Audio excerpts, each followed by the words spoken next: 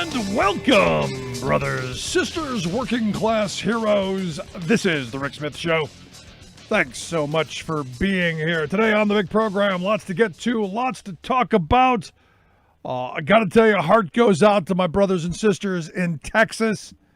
I had a conversation today with a friend who really stressed out beyond belief. They haven't had power since Sunday. Their pipes are bursting. Their hall is in serious chaos. And some other folks that I've reached out to saying the same thing. And we're in the middle of, and we're in the middle of a humanitarian crisis right now. We are in the middle of a massive crisis because you have an area that for so long has thumbed its nose at regulation, has thumbed its nose at the federal government, and has thumbed its nose at leadership. All under the guise of, we're Texas. We're going to do what we want to do, because this is what you get with one-party rule. When you have a Republican Party who is hell-bent on burying their head in the proverbial sand, this is what you get. Climate change is real. Extreme weather things are going to happen. And if you've created an economy based on, hey, it's going to be sunny all the time and it's never going to get cold, you're failing your people. And right now, the last report I saw, something like at least 35 people have died in this. Hundreds more people, with serious problems. The damage from this, the disaster capitalism from this is going to be enormous. And, maybe this is that moment. Maybe out of crisis, because this is usually what happens. Out of crisis, we then go, oh, hey, we should do the right damn thing. We should do the right thing. We should have an energy system that doesn't freeze. We should winterize things. Because understand, I was driving on the turnpike the other day. Cold, yes. Windmills were still going. When I heard that someone said that Fox News, that the reason that they didn't get any energy is because the windmills stopped. My first thought is, that doesn't sound right. Doesn't sound right. They keep moving. As long as they keep moving, they're not going to freeze. If you locked them, that's one thing. But they should be able to withstand. If they were built anywhere reasonable, they should be able to withstand a little cold. It's not like it's it's Siberia down there. It's cold. Things are freezing. And I get that, your people's homes aren't insulated. I get that you didn't winterize anything because it's Texas. I get that. But to blame it on the windmills is idiotic. And to have an energy system set up to where you can't withstand a little cold is really problematic. And this comes back down to, very simply, this comes back down to corporate America not investing, not taking the proper precautions, and the government not having the proper vision, foresight, and regulations. And I know, we just went through an era, 4 years of we need to deregulate and let corporate America do what's right. Let them earn money. Because, those regulations are job killers. Well, the fact of the matter is the lack of regulation at this point has killed at least 35 people and potentially many more. So we've got this massive humanitarian crisis because food lines are getting longer, stores are running out, and people don't have water. Because when the pipes burst, when they freeze and they burst, you don't get running water. Especially if they freeze outside and you can't get that thing started again. Problem. And look, there's, I guess, 7 counties, 7 cities in the state of Texas right now that are under boil restrictions. So you can't drink the water because, they didn't process it. So they're saying you got to boil your water. Here's a question. How do you boil water if you don't have a way to create heat? Now, I know for people who have fireplaces and cold stoves and all of that stuff, yeah, that's a possibility. If you live in an apartment building, you live, in somewhere that isn't conducive for those things, what do you do? Just kind of throwing that out as a question, which is why I'm saying we're in the midst of a major humanitarian crisis. What started off as kind of jokingly, Texas can't take a little snow, is now a full-blown crisis. Because again, you have leadership who, well, they were too busy blaming the windmills. You had the governor, too busy doing Hannity, blaming the windmills. The senator, Ted Cruz, too busy going to Cancun. And I know. And look, I'm going to give Ted Cruz a pass. I know, don't hear me out. Hear me out. I'm going to give the Republican senator from Texas a pass. His daughters wanted to go to Cancun. Evidently, this was something that was planned. He wanted to be the good dad, as he said. So he took the daughters down to Cancun. And I'll be honest, that was the best place for him. There's that old saying, lead, follower, get out of the way. Get out of the way. He is of no use whatsoever.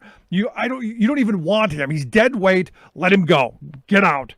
And look, he is the epitome of everything that the Republicans have pushed for. He is, look, when we talked the other night about Colorado City, Texas's former mayor, Tim Boyd, who said, well, you sink or swim, you live or die. It's how we thin the herd. That kind of stuff. Ted Cruz is right there. He's going, screw you guys. I'm out of here. I got the resources to get on a plane and go to Cancun where it's warm. We'll come back. Insurance will pick up the bill, whatever. We're fine. Don't care about you, especially you poor working people. Understand the kind of elitism that we're talking about here. Now, do I blame him for going to Cancun? Yes, it's a horrible thing for him to have done. Horribly tone deaf, really stupid. And the argument that, I was just going for my daughters is kind of on the level of bad excuses as Mark Sanford going during a hurricane saying Mark Sanford was hiking the Appalachian Trail while he was really screwing around with his mistress in Argentina. Right somewhere in that area. But, and I digress, I'm still giving Ted Cruz a pass. Because in my view, he is worthless as a senator. He is someone who is going to bring no help, only problems. From this moment, I'm hoping the people of Texas look at what got the state of Texas into this mess. It's this screw you mentality. We're Texas. We're going to secede. You don't hear many legislators right now going, hey, let's secede right now. Right now when we're going to need an enormous amount of federal investment to rebuild our cities and towns. Not hearing much of that now. Where's Alan West when we need him? Where's Alan West to scream, well, let's secede? And look, this isn't new. This is something that Texas has been doing for decades. You go back to the FDR era when they set up the power grids that you had the East and the West, that they had power grids so that you could share during times of crisis. When demand was high in one place, you pulled it from another, that you had the ability to adjust and adapt. No, Texas, no, we're going to build our own. We don't want to be the part of the rest of you. We're going to do our own thing. And we're not going to winterize it. The fact that all of the raw material that you need to create all the energy that you need is in Texas, the fact that they have all the oil and lots of natural gas, and they can't do anything with it because they didn't wrap a pipe with insulation is just because they wanted to save 15 or 20 cents is just, monster level incompetence. This is, wow. Who thought that through? Oh, that's right. No one. Because, well, that would mean a regulation. And then Texas, like Pennsylvania, we went through the whole deregulation of the 90s. Everybody was fond of, let's deregulate. Competition. Let the market decide the price. And, again, the market decides the price when times are tough. Prices go way up, so we get to screw consumers mission accomplished. And they did like Pennsylvania did, and they created their markets. Well, their markets are crashing because the demand that they had anticipated has well exceeded that, which is why the blackouts, which is why they stopped. And then they said something about we're going to do rolling blackouts so everyone can get that. That didn't even happen either, which is just another, when this is over, there should be perp walks right into the nearest jail cell. And the thing is, and this is what bothers me, you have all of these privately owned power plants, that short-term thinking. It's never going to get cold in Texas. This is warm weather. I mean, it's insane to me. Again, we don't do regulation in Texas. It reminds me of, and I go back to, another, just popped into my head. We went on our labor history tour back in 2013, and we went through West Texas, the city of West, that had that giant explosion. And it happened like 2 months before we got there.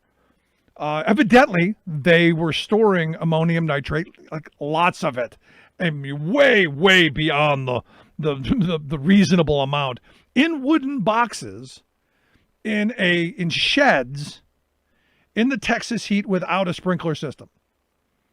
And surprise, somehow something went bad, something went boom, killed, I think, 6 firemen, and leveled the rest of the area. In fact, we went to where the school was, and hey, we put a school right next to it. And they had like those metal basketball hoops with, the big solid 6-inch steel pipes. Those basketball hoops from the explosion were flat to the ground. And we're going to put that in a residential neighborhood. And at the time, they said, why don't you regulate this? And they said, well, we don't need to regulate it because if you want to know what's in there, just go ask them. Yeah, this is the kind of thinking that Texas has always done. And so are we surprised? Are we surprised that we're in this mess because you have that kind of short-term thinking in leadership? Answer again, no. So again, you have long-term, screw you, we're on our own, we're Texas, damn it, we're going to do our own thing.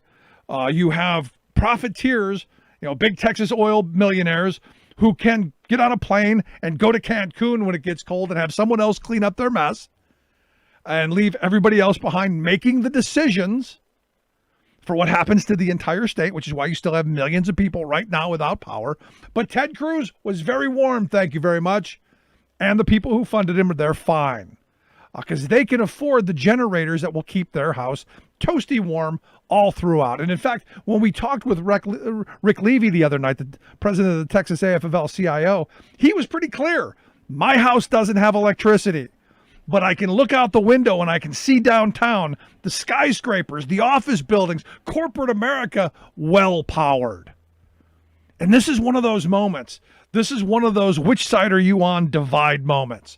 Are you on the side of the people who can't afford to keep the heat on? Or you can't even if you can afford it, because guess what? You're not on the right side. Or are you on the side of corporate America where they're toasty warm, thank you very much. They're going to do just fine. In fact, not only are they going to do fine, they're going to do better than fine because they're going to get bailed out. They're going to create a system that was designed to fail from the beginning, and they're going to get bailed out for it. But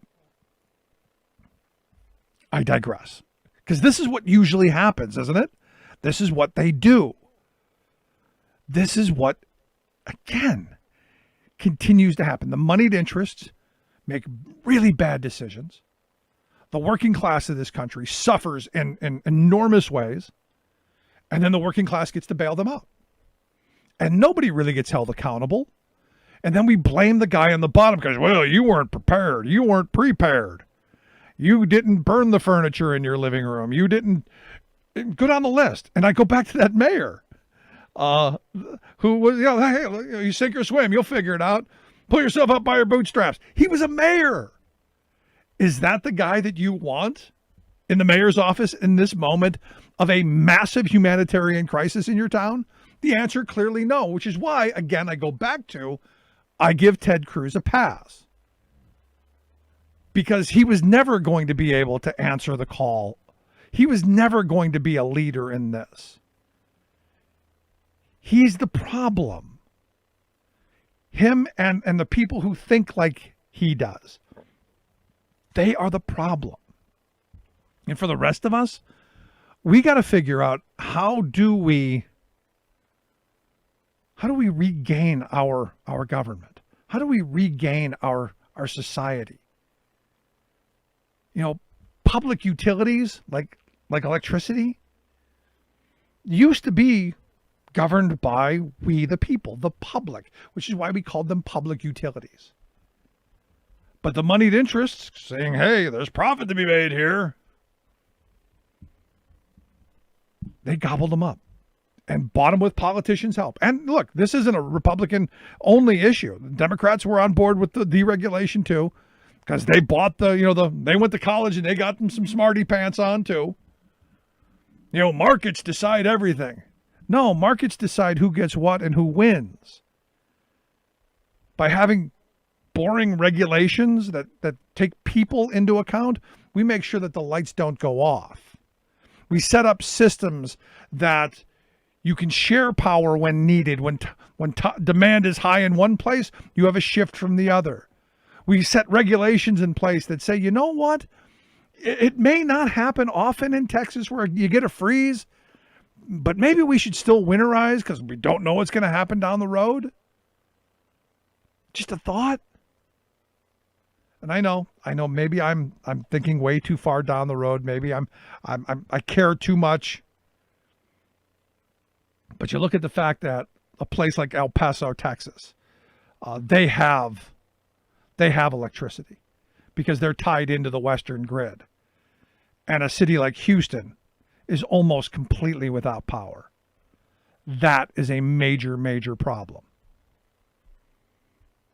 And until people are held accountable, and look, I'm hoping once we get through this and thoughts and prayers and all that, but more importantly, Joe Biden sending, resources down there to get people taken care of, and quickly did it, on Sunday, as quickly as he could. Once we get to the other side of this, we hold people accountable. Start locking them up. That's my thought. Going to take a quick break. Right back. Stick around. You're listening to The Rick Smith Show.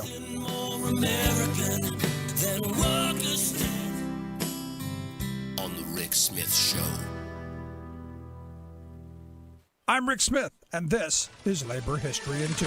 On this day in labor history, the year was 1688. That was the day Germantown Quakers gathered to petition against slavery in the first documented anti-slavery protest in America. Quaker colonists in Barbados began to question slavery in the 1670s. By 1688, founder of Germantown, Francis Daniel Pastoris, and 3 other Quakers met at Thones Cudner's house to craft a petition. They urged their fellow congregants to abolish slavery. The petition detailed its opposition to the importation, sale, and ownership of slaves. Rooted in the Golden Rule, do unto others as they would do unto you, the men questioned why Christians would own slaves when they would not own each other. They argued that slaves had broad universal rights, including the right to engage in slave revolts in order to assure their freedom. The petition traveled its way through the Quaker network, but many felt it was too weighty a matter on which to take a position. Those Germantown settlers who felt strongly about ending slavery left the Quaker community for the Mennonites.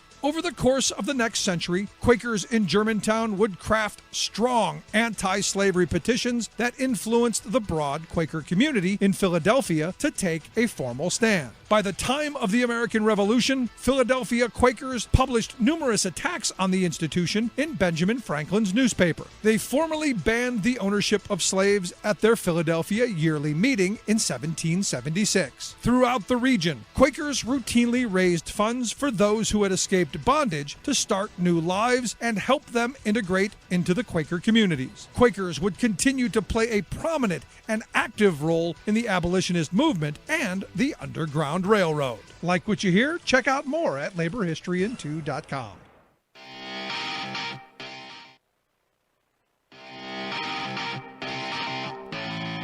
Welcome back to The Rick Smith Show. Now, here is Rick Smith.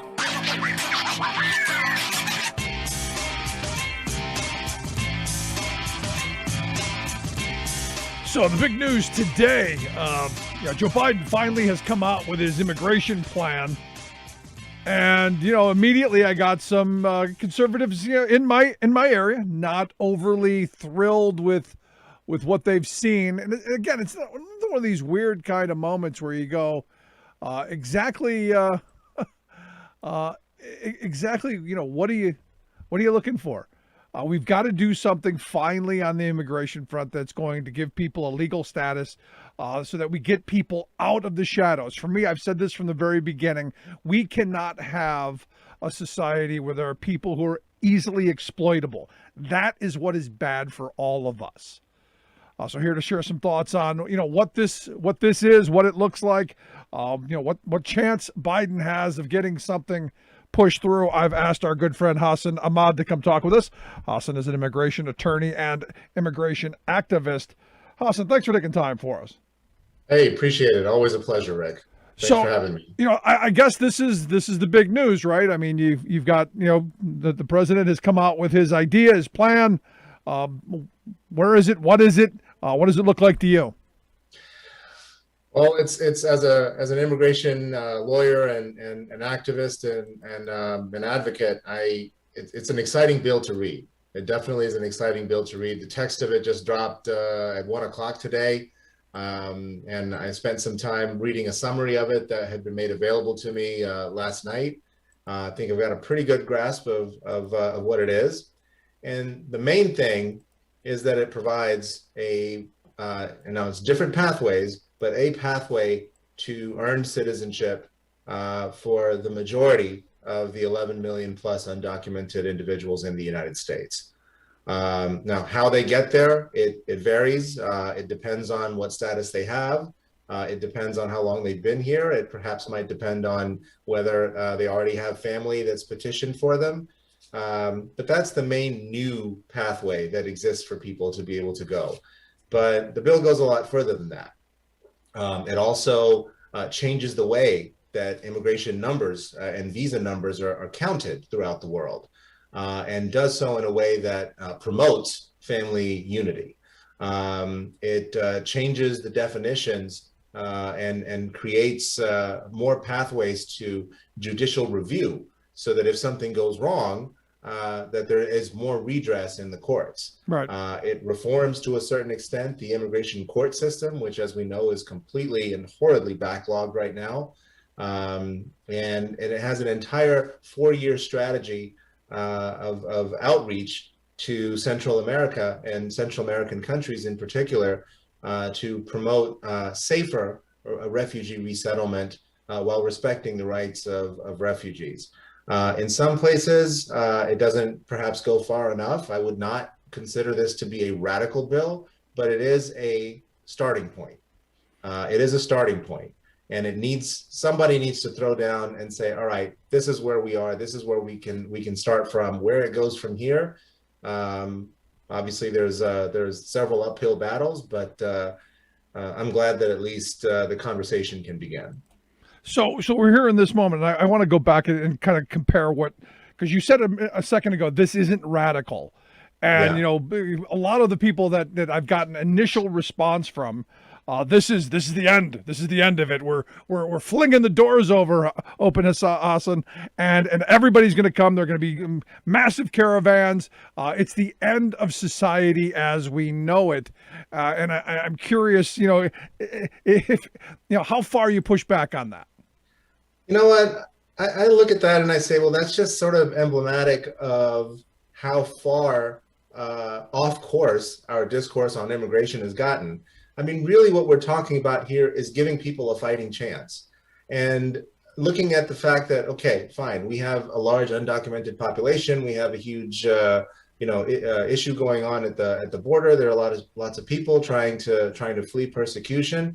Yes, obviously you have to manage it, but if we consider the fact that building a wall and throwing up a wall and keeping as many people out as possible, and for those that are in, to try to create pathways that are as fraught with pitfalls as possible, that's not a commonsensical approach, right? What we're talking about is give people a chance, let people leave, let people come in, let people go back and forth.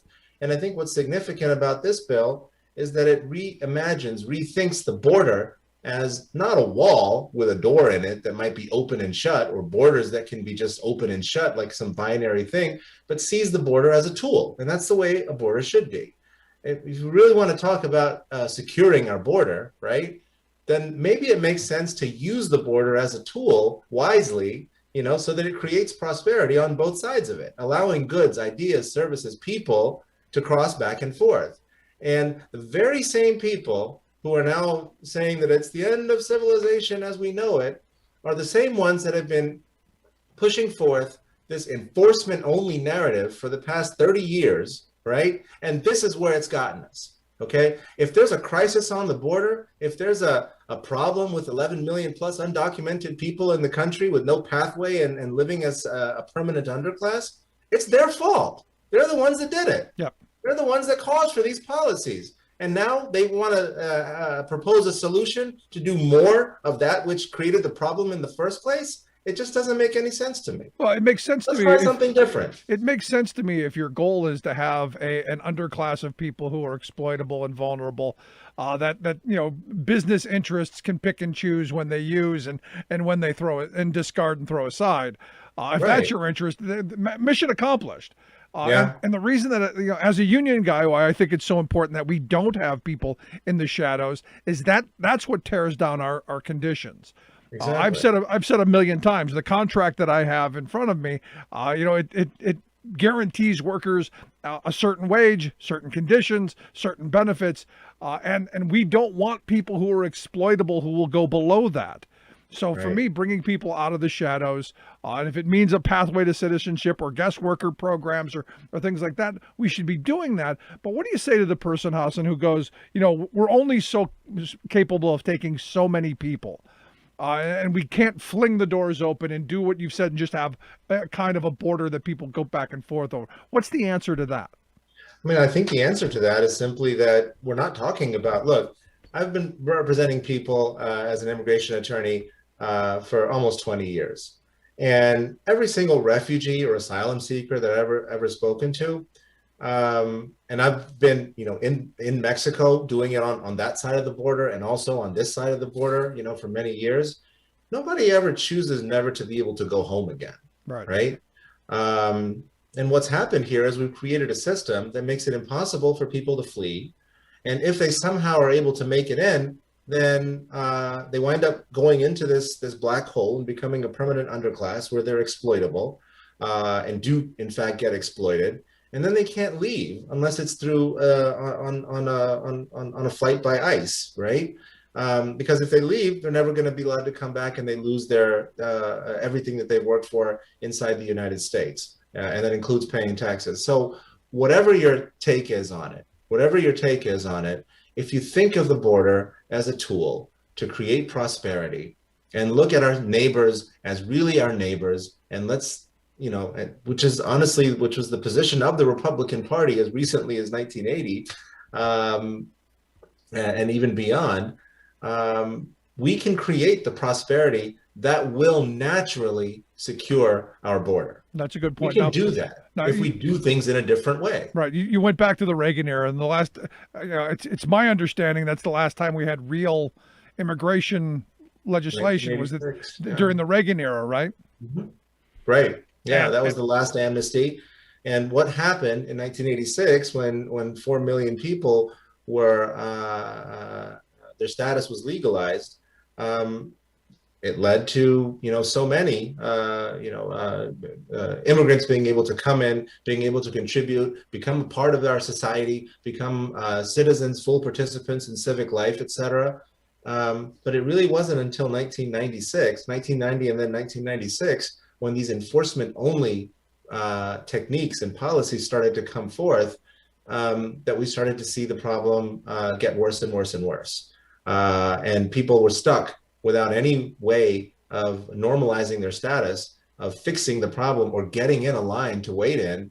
And if you wait 25 or 30 years, of course it's going to be a big problem. And when you get used to thinking of things from a enforcement-only perspective, then any sort of policy that provides some sort of relief to these immigrant communities is going to seem radical, but it's not really. Take a step back and think about it. We're talking about giving people a chance. Why is that a bad thing? Why is amnesty a bad word? We're talking about forgiveness. We're talking about earning a path to citizenship, making people go through the hoops and register themselves so that they can gain that level of protection so we know who they are. Well, because I won the birth lottery and you're a criminal. That's why. Yeah, right. Well, I mean, if we can't get past that, then that's the reason why we're having these inane conversations. This honestly should not be a big deal. And I think if there's one thing, and I know we want to talk a little bit later about what chance the U.S. Citizenship Act of 2021 has to actually pass, getting into the nitty-gritty of the politics of it. But I would hope that whatever the negotiation is at the table, whatever the negotiation is, however this falls out, whether it's split up into 15 or 20 or 50 different bills or goes through as is or as amended, I just hope that we can all agree that hatred and xenophobia and white supremacy should not have a place at this table. But unfortunately, that's what's going to happen. Right. Because the people who are going to come to this country are going to be from places that have extremely high poverty, places that are extremely desperate, and places that you could argue that corporate America has been exploiting for generations. And I'll be honest, if I'm on the southern end of the border and I'm looking across that border as a way to feed my children, there's going to be virtually nothing to stop me from getting here. And that's the one reality I don't think most people have put themselves in, that if it were me, there's no question I would be fighting to get here. Well, I think there's no overnight solutions either. And I think that's one of the reasons why, at least the beginning of a 4-year strategic plan or outreach to address the root causes of migration, not looking at migration itself as a problem in and of itself, but at least making it so that people don't feel forcibly, so that people are not forcibly displaced. I mean, that's a huge thing, right? It's the right question to ask. It's the right path to travel down. And it's not going to I think, lead or result in a magic solution overnight, but it is the right pathway to go on. Yeah. So let's talk about the political possibilities, because I saw it this morning. I looked it over, and I'm going, this seems to be a smart strategic plan. With a lot of things in that are good, a lot of things in it maybe could be better, but it's a starting point. And then I got to the end, and I'm like, to be honest, who am I kidding? It's 2021. Nothing's getting done. I'm curious, do you share my dismay that this is probably dead on arrival? I always like to try to look at the bright side of things, and I don't want cynicism, our own political cynicism or jadedness, to make us lose the battle before we even start it. So I prefer to look at this as round one. That's what I'm looking at this as. I mean, Biden himself has signaled that he's willing, that he's not going to foreclose any other possibility, that he's going to be flexible on it, and maybe it does make sense to go. And I'll say this as a practitioner,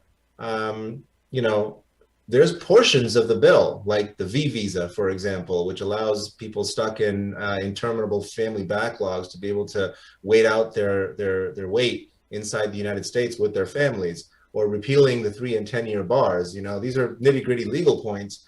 But even these few things would help millions of people and get us a good portion of the way there, right? And maybe that's what the answer is to do this piecemeal and strategically and methodically and sequentially, as opposed to one big in one big fell swoop. Yeah.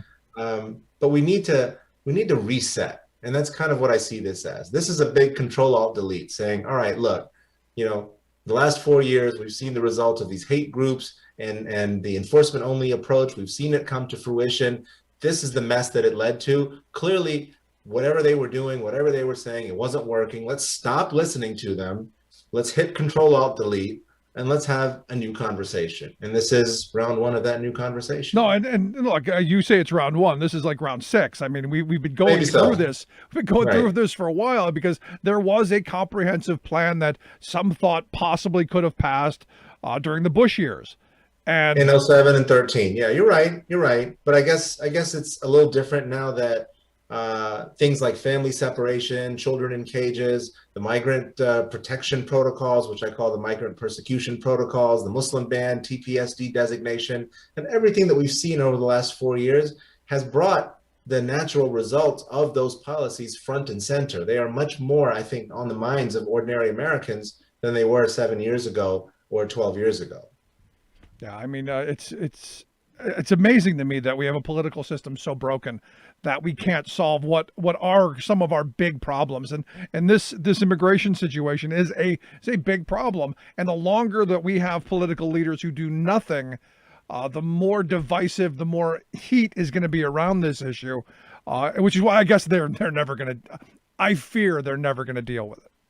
Right. Well, I think I always look at it. I draw inspiration from two things. One is that I firmly believe the two ingredients of social change are time and pressure. It's Right. the only two things that have ever changed anything. And the second thing is as Mahatma Gandhi said, full effort is full victory. That's where the victory actually is. As long as we're making the best effort we can and continue pushing, that really is where the victory is. Yeah, I'm right there with you. Last thing, as I was looking through some of it, one of the things that I've talked about for a while is the fact that, during 2010, during the Tea Party revolution, one of the things that they stopped doing was pursuing to stop giving foreign aid. I'm a big fan of helping people in their communities stay in their places, make places more livable. Is there anything in this that would help that kind of outreach? So people don't, because look, I've met people from other countries who said, look, I came here because I had to. Is there a way we make things that are better for people to stay home? Yeah, I mean, well, I think there are outreach, and efforts on both sides. In other words, in overseas, in other countries, and here in the United States. And I think that's part of what makes the bill significant, is that part of the outreach, not only in the Western Hemisphere, but getting international, donors to help support efforts to increase transparency in many of these countries, and focus on like anti-gang and anti-organized crime initiatives, increasing access to counsel, access to justice in many of these countries. Again, these are not solutions that are going to, we're not going to see them flower overnight, Right. but the seeds have to be planted. And here in the United States, absolutely, there's an entire section of the bill devoted to new American integration, right? And being able to give vocational training to people, and understanding the importance of adult education, English skills, things like that people are going to need to be able to survive.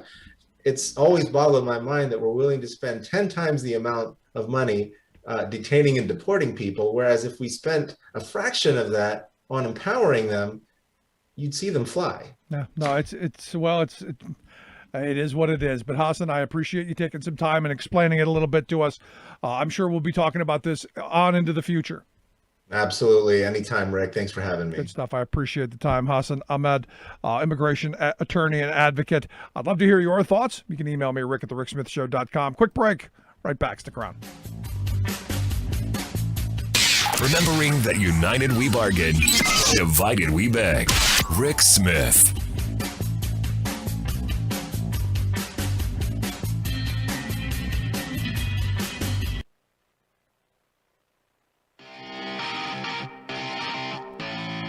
Welcome back to the Rick Smith Show. Now, here is Rick Smith. Improvements in the workplace all across America. And right here in the Commonwealth, more than 95,000 AFSCME members make Pennsylvania happen. Highways, libraries, hospitals, parks, offices, prisons, classrooms, museums, courtrooms. You'll find AFSCME members at work in all these places and many more. I make Pennsylvania happen every day. I make Pennsylvania happen every day. Today's AFSCME members take on public service jobs as diverse as they are, not for the recognition, but for a better Pennsylvania. For more information, please visit our website at AFSCME13.org. Labor is changing, so is your labor union. We are AFSCME. We make Pennsylvania happen!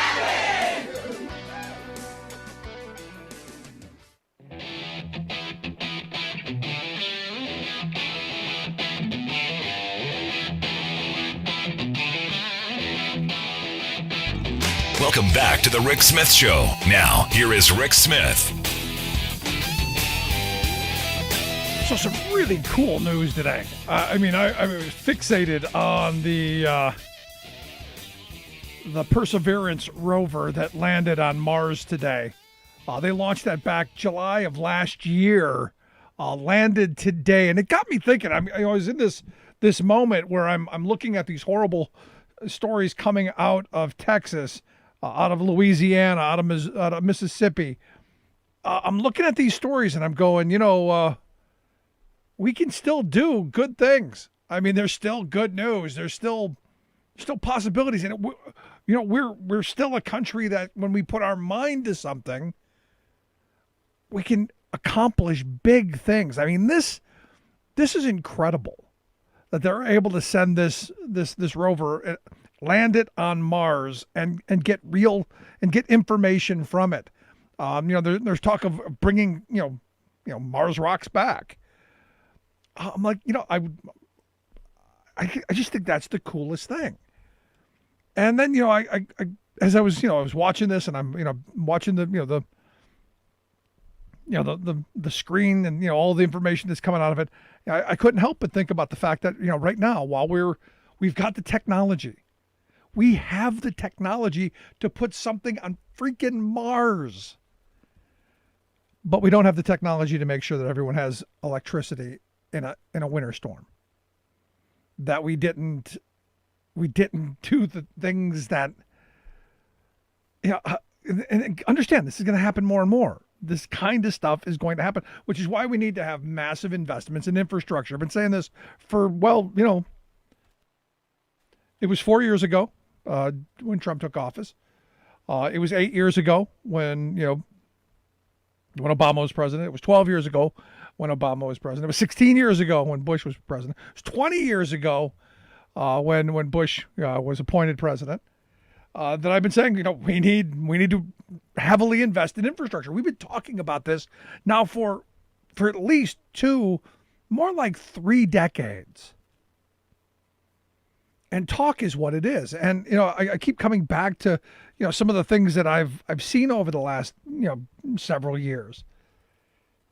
And this isn't new. I'm often reminded of the judge that I met when we were marching in Harrisburg, because the one year was like the year of the sinkhole.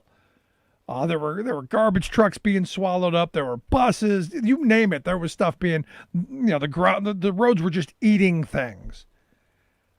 And there was this march, and we're talking about, infrastructure. And, the guy's like, we were talking about this back in the 70s. He said, before I was a judge, I was on city council, and we wanted to redo the sewers and the water, mains and all of this stuff. But we could, no one could ever agree on who was going to pay for it. So it just never happened. And, I started, I'm thinking about this. We don't seem to have problems investing in really big ideas, and we should. We should invest in big ideas. I love the rover projects. I love the fact that we're still thinking about, hey, let's go other places. More likely we're thinking about going other places because we're boogering this planet up really badly, and rich people are going to need somewhere to escape to.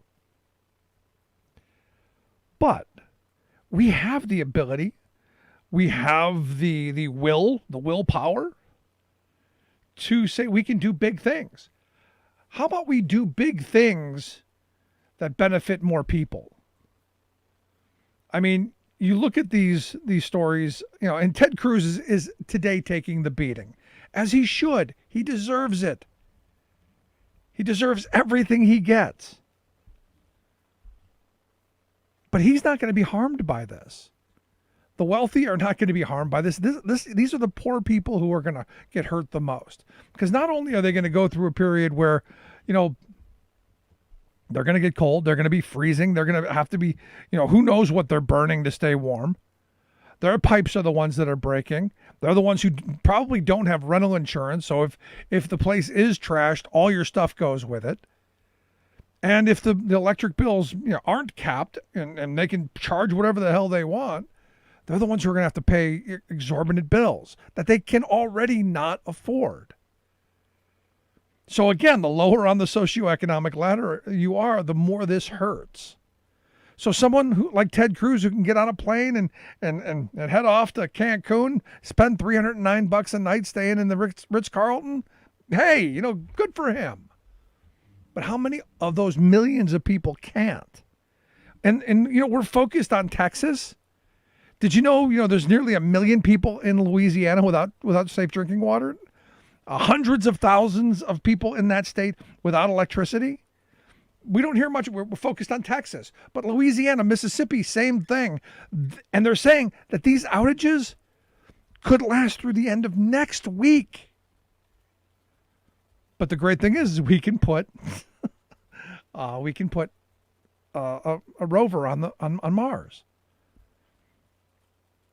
And I'm saying if we can do that, and I'm thrilled about it. I love the fact that we can do that. I love the fact that we have the technology to be able to do that. Don't you think we can, I don't know, fix stuff here? Now they're expecting for the next couple of days this to be the record cold temperatures they've got. Going to continue. It doesn't seem to be any relief in sight on the short term, and I'll tell you that is a scary, scary thing. But, here we're in this weird spot where, again, the poor people are going to be the ones that struggle. Some good news today for poor folks. Walmart has announced that they are giving raises to 425,000 of their associates. The raises will boost somewhere between $13 and $19 an hour because, after all, they did really well during the pandemic. In fact, I guess the fourth quarter last year netted them just about $100 billion in sales, 8.6% growth for the entire year. That's great for them. I didn't really see them sharing that wealth. So now this is we don't need to raise the minimum wage. We'll do it. We'll do it. I'm of the mindset now is the perfect time to be raising the minimum wage. Now I know I know what people are going to say. Walmart is doing this because one, they can, and two, it's to crush the mom and pops.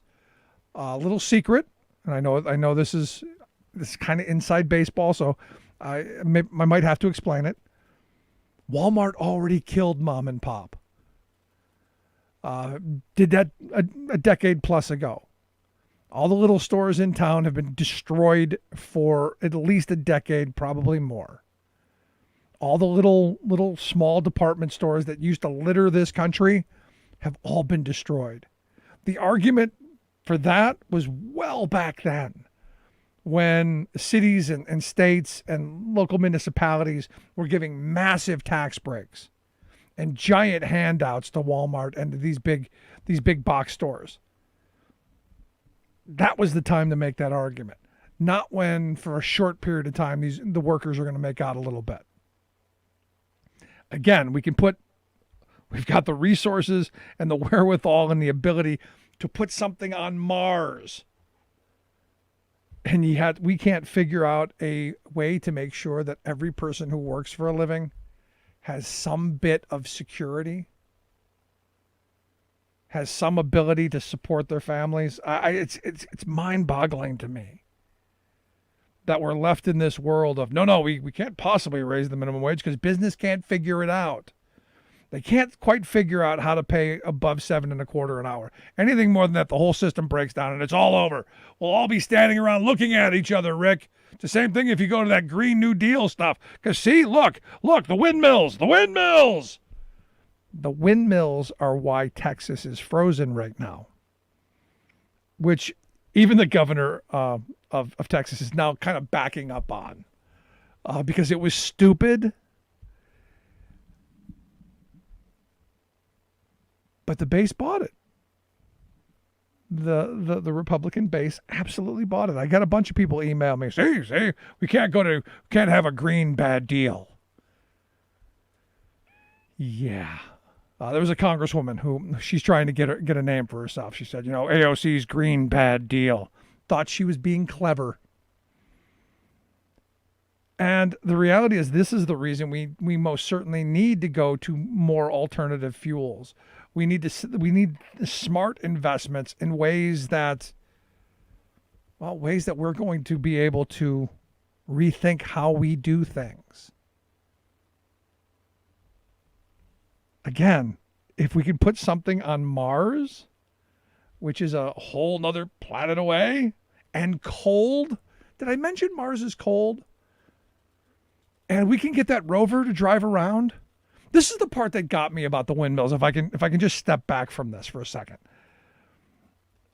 We were led to believe that the windmills would stop turning when they froze. This is, I guess, the argument that they were making. And as I said earlier, I drove by, Pennsylvania, as you go through the center of the state, has a giant wind farm, and these enormous windmills, and they're moving constantly, unless they lock them. Sometimes there's not enough wind, so they don't let them run because, they don't want to wear things out for not getting enough wind, and I get that. But we were led to believe that those were frozen and they couldn't move. And my mind goes to this spot. We've figured out how to send this rover thing to a much colder environment, and it still ran. It drove around, it took pictures, it beamed those pictures back. Granted, it took several months to get there, but it got there. And we're led to believe that we evidently can't figure out how to insulate pipes. Like today, I spent some time figuring, what would you do? I mean, if you're someone who's got no heat in your house and the pipes in your house are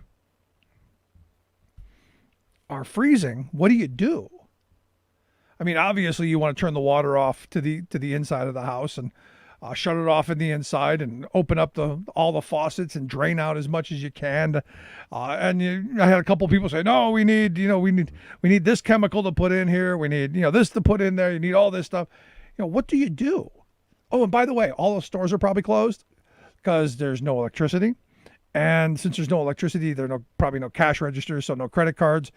So entire society shut down because we didn't think to regulate the idea that maybe we should insulate the pipes that we use to make the energy. Let that sink in for a minute. Again, these are supposedly the people who are the smart people. These are the people who told us we don't need stinking government. These are the people who said we can do it on our own. And look what it's gotten us. Look at the scenario we're in. And I then extrapolate this to everything else. These are the people who have told us that, let the free market decide. And whenever there's a crisis, this is what the free market does. It fails working people. It's that simple.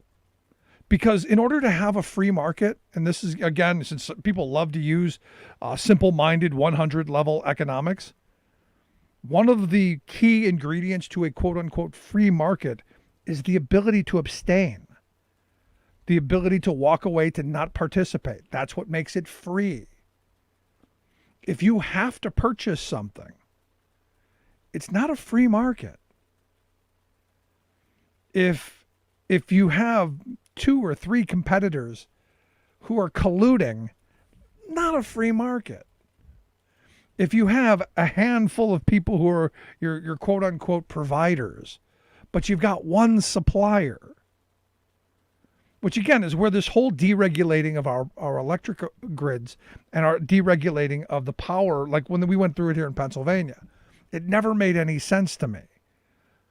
You have one entity that's going to be generating your energy. And, you're going to have a whole bunch of people who are claiming they're providing it for you through those one set of wires that come into your house. What are you competing on? Well, they're competing on who can cheat who out of their workers' wages the worst. In fact, when it was a semi-monopoly, you had, one company that you got your energy from. They provided on the wires that they put into your house. All of that. Those were good jobs. Most of them were union jobs. Those were family-sustaining wage jobs. And they went every periodically to go to the federal government, ask for rate increases, and they made a little bit, and they reinvested into their business, and they had people who were constantly working. Now what do we got? We've got skeleton crews, and I know some of the people who work on these lines. They tell me that this isn't 30 years ago. You got skeleton crews, and when something bad happens, you end up being you bring in transient labor to come fix stuff. You don't have the local craftsmen anymore. You don't have the local people who are there ready at the drop of a hat. And this is all why? So someone could make a profit. So that we could take something that we used to do for ourselves through our government, a public utility, a public need, something of public interest, part of the commons, and we have made it a profit motive. That's it's beyond angering to me, because it never works out right. I shouldn't say that. It never works out well for people who are at the margin. Ted Cruz is going to be fine in any situation. Ted Cruz has the resources to get on a plane and go to Cancun, where it is nice and warm. And I guarantee you Ted Cruz's house is well insured, so that if the pipes do burst, he's actually probably going to make out better. You get rid of a whole bunch of that junk you had in the basement, and you get all new stuff. He will be fine. I'm worried about that single mother who's living in that crappy apartment, who everything they have in the world is in those walls. And when the pipes burst and the things that they have gets wet and frozen and destroyed, there's nobody to come bail them out. There's no help for them. And their life just got much worse. That's my problem. And now I'm hoping Joe Biden with FEMA and others can help, but it's never going to be right. And it's, in my view, criminal. And I'm hoping people are held accountable for it. For me, that's simple. I'd love to hear your thoughts. You can email me, rick@thericksmithshow.com. Going to take a quick break. Right back. Stick around. You listen to The Rick Smith Show. Remembering that united we bargain, divided we beg. Rick Smith.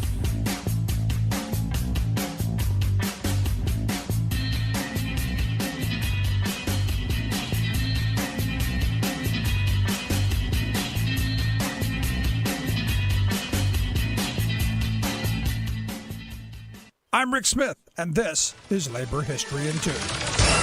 On this day in labor history, the year was 1946, in what is known as the Royal Indian Navy Revolt. The HMS Talwar was in Bombay Harbor. Indian workers on the ship went on strike. They refused orders from British naval officers. The workers were protesting the abysmal working conditions as well as the awful food they were being served. By the next day, the revolt had spread to British naval facilities on shore. Indian workers had torn down the Union Jack British flag and hung red flags in its place. They took over a local radio station and began broadcasting news of the revolt. As the news of the strike spread to other ports, it grew to include some 20,000 Indian sailors and 74 ships. Workers from the city of Mumbai, also known as Bombay, went on a general strike in support of the cause. The British military cracked down harshly on this defiance. 7 sailors were killed and nearly 500 were court-martialed. The revolting strikers did not receive support from Mahatma Gandhi or most Indian nationals who did not support the striking workers' tactics. Yet, the sailors had demonstrated the deep dissent within the ranks of the British Navy in India. Before they surrendered, the striking naval workers drafted a resolution. It read, in part, "Our uprising was an important historical event in the lives of our people.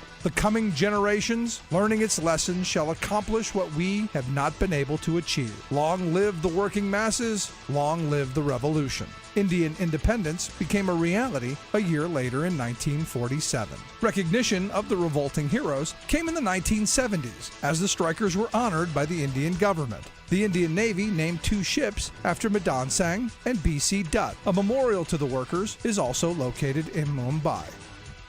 Labor History in 2 brought to you by the Illinois Labor History Society and The Rick Smith Show.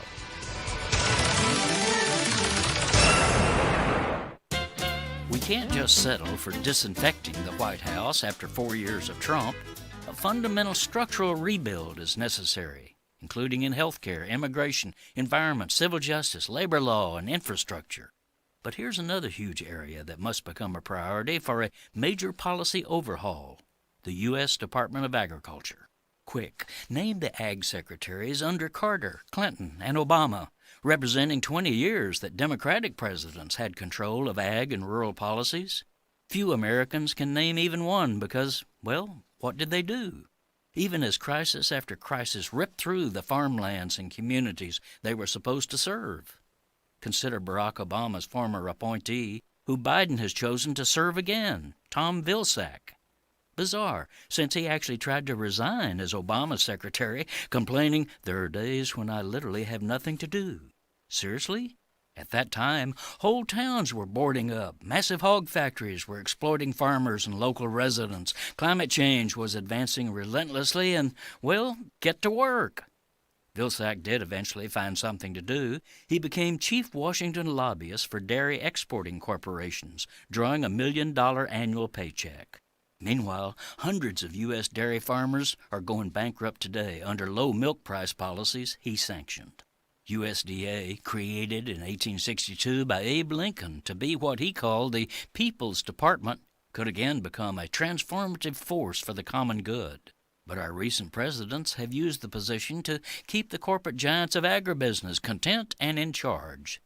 Thus, USDA's top leadership has been indifferent and hostile to the majority of workaday rural people who need an ally.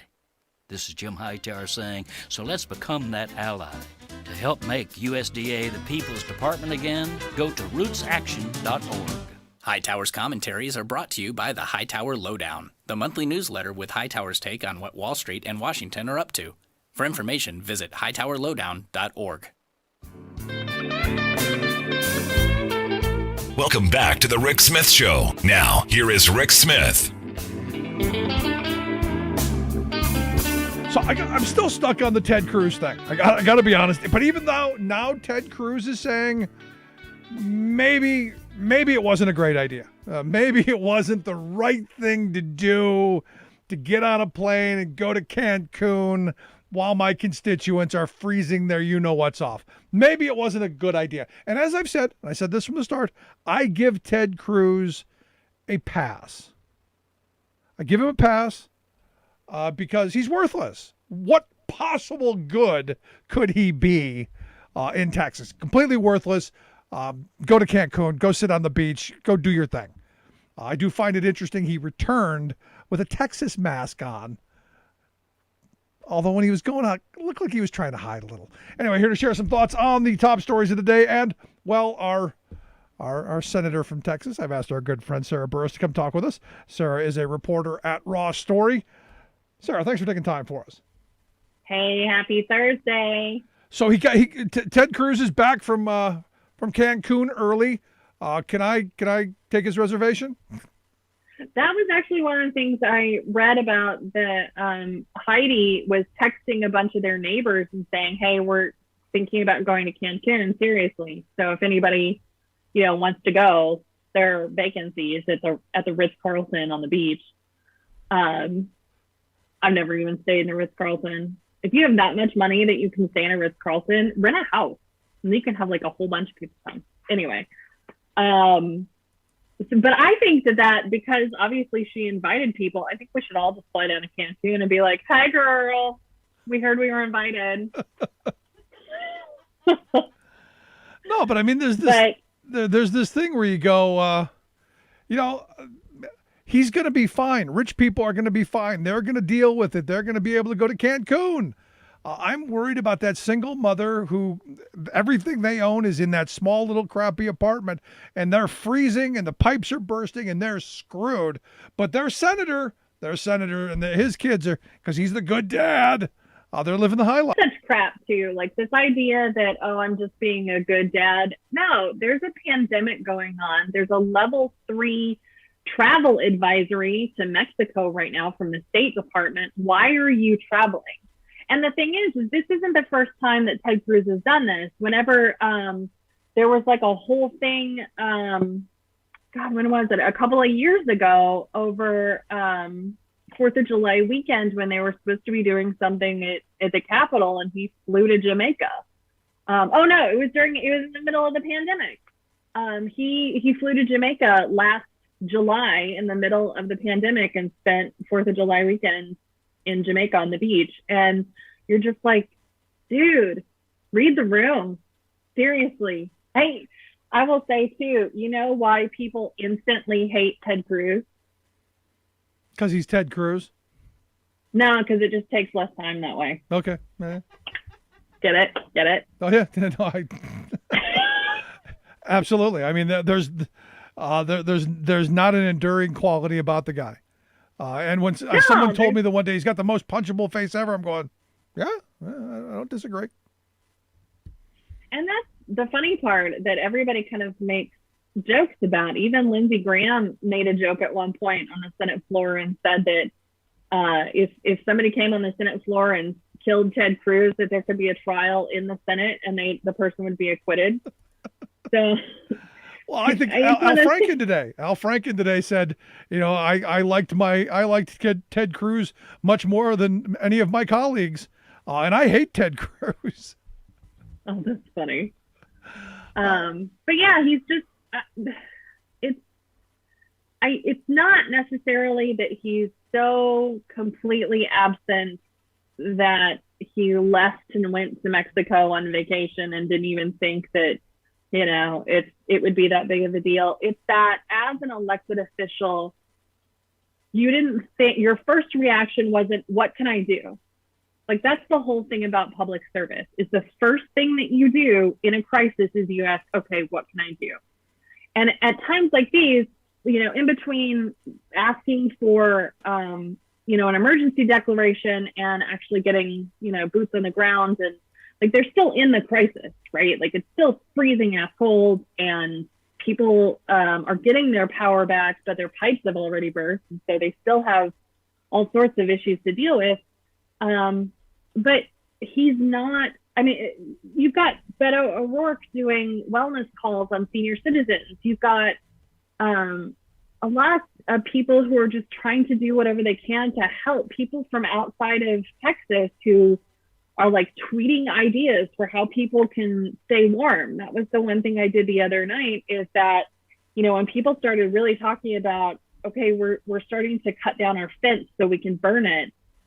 You know, one of the things that I was telling people is I always heard it as the coffee can trick where you put a candle inside a coffee can. Yep. And it warms the can, and then the can warms the room, which is the trick that I was always told for, like, if you get stuck in your car in the snow. And so for years I carried a coffee can in the trunk of my car, and apparently it works for a flower pot, like all kinds of tricks like that. And then people started burning their furniture, and I mean, it got real. And this whole thing is just so infuriating because it's the most Texas thing that could possibly happen.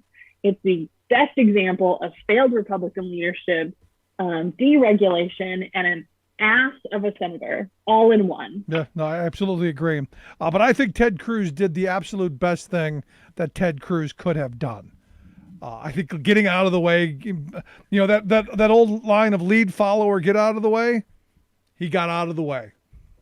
He definitely did get out of the way. So is this the end of him? That should extend beyond, right?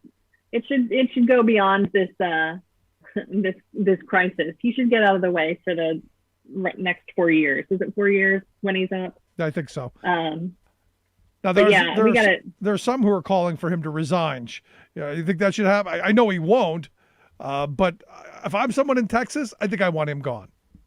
Oh, yeah, for sure. My thing is, you should be asking the governor to resign, and all of the members of the Railroad Commission, which are the guys who regulate the oil and gas stuff and the energy stuff.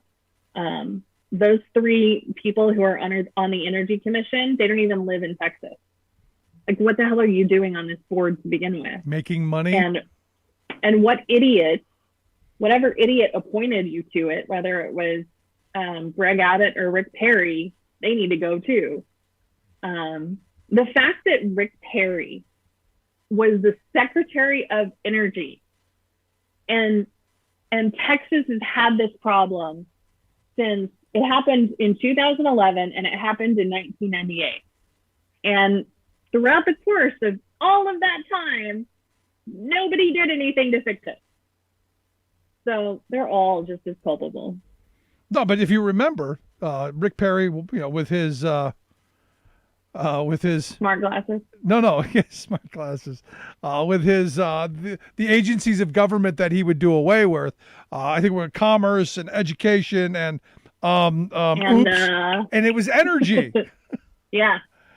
So they put him in charge of the department that he wanted to get rid of, and ultimately they put him in charge of it to destroy it. And look what's happening. At least it didn't happen to the rest of the country. In Oklahoma, we had rolling blackouts. It lasted for, I think, 2 days. So it wasn't nearly as bad. You didn't have enough time to drop the temperatures in your house down to 20 degrees. And so I think the rule was that it would never last more than an hour for the rolling blackout. And that's because we're on a power grid that covers Oklahoma, Kansas, Nebraska, a sliver of Arkansas and Louisiana, and a sliver of New Mexico. And all of that area was basically in this polar vortex and this storm system. So everybody was using power. I had to explain that to my mother because she was just like, why are we having power outages? She's like, well, when like 7 states that you cover are dealing with this. You've got to pull it from somewhere, and if it's no longer there, and this is one of the things that I talked about Texas, because Texas has its own grid, so it doesn't have anywhere else to go from because it wants to be Texas. It wants to be on its own. It wants to secede, so it wasn't able to pull from anywhere else. Which, again, this is one of those weird things where Rick Perry is like, Texans are going to be fine with this because they don't want the federal government involved in your life. And I'm pretty sure everybody in Texas is like, no, that's not what we want. We want to be warm. I hope we want to not freeze to death.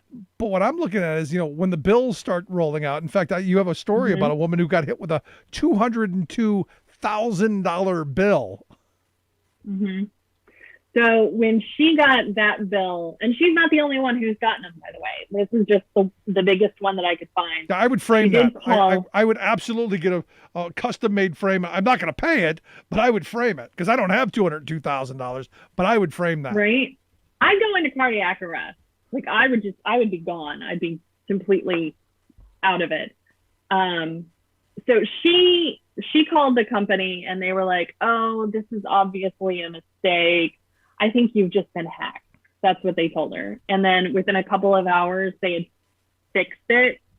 But here's the thing. She's not the only one. There are a whole bunch of people who are reporting anywhere from $7,500 over $10,000 just for 2 days of power. For the 2 small days when they had a tiny bit of power, people were getting charged like $10,000 or more. And there's an energy company that is in Texas who emailed, I think there's like 26,000 customers that they have, and they emailed out and said, you guys need to change your energy because this is about to spike through the roof. This is going to cost you a fortune. So whatever you do, change your power right now. Which, imagine a corporation doing that. That's surprising. Yeah. You better but run. Again, this is the weird thing, right? Where your entire state is in a crisis. You're having a huge national weather event that the country is dealing with. And your energy company is saying, oh, hop online while you're at it and change your power delivery system. What am I supposed to do? How do I get on the internet when I have no power? So that's the other thing that, the thing that Ted Cruz said that really, really hacked me off, among all of the things that he said, was he said, it's been a hard week. Yeah, really? It's been a hard week, has it? This happened on Monday. The storm happened overnight from Sunday into Monday morning. It didn't hit Houston definitely until Monday, and they flew out of the country on Wednesday. So, oh no, you've had to deal with this, hard week for, a couple days. Yeah, and then his original lie was he was just taking the girls down and he was gonna come right back. When a reporter, and maybe you've got access to this, but a reporter claims that he wasn't originally scheduled to come back till Saturday. So his initial inclination was to lie. Well, he had to change, and he actually did say that in the press conference. He admitted to that he was going to stay until Saturday because there were people called United Airlines and asked about it, and his flight was supposed to come back on Saturday, and he changed it at 6:00 this morning. And so everybody was asking questions, and he did fess up to that. But the whole thing is just a complete cluster. That's crazy. And it's infuriating. Crazy times that we most certainly do live in. And speaking of crazy times, I understand you've had kind of an interesting couple of days. I know last week when we talked, you didn't really want to talk about it, but the crazy group Project Veritas with that little Weasley guy evidently threatened to sue you.